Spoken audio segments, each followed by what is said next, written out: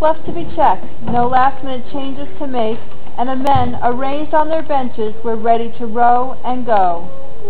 He boarded and gave the sign. And then he turned to wave at her.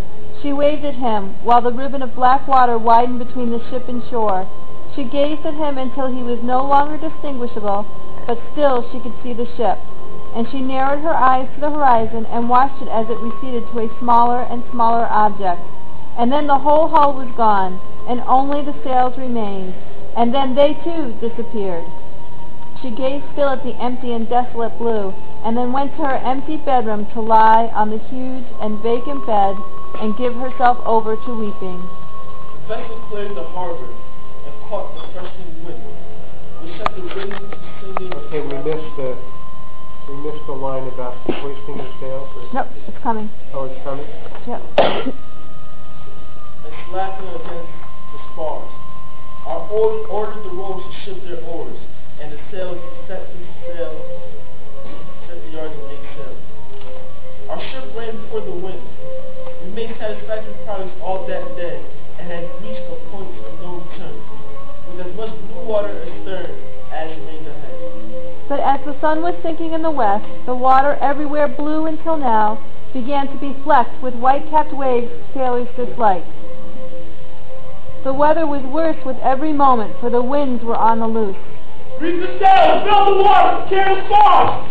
But Poseidon and his henchmen had arrived. The rest was one enormous green catastrophe.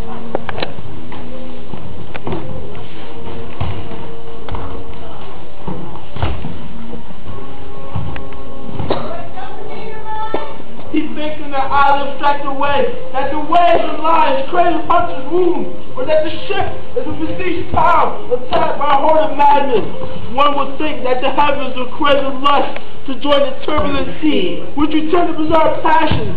It's time to rise up and embrace the air. The men have lost their belief in their captain, their courage and their nautical skill, and even their will to live as they waited for the end. One weeps and groans aloud. Another, no braver, is silent and dumbstruck. One calls on the gods for mercy. Another curses his fate. And one says one word. Alcyone! Again and again. Alcyone, my treasure, Alcyone! And this is the end of the world. Oh God, hear my modest prayer, that my body will wash aside her feet, where she may with gentle hand prepare to be buried.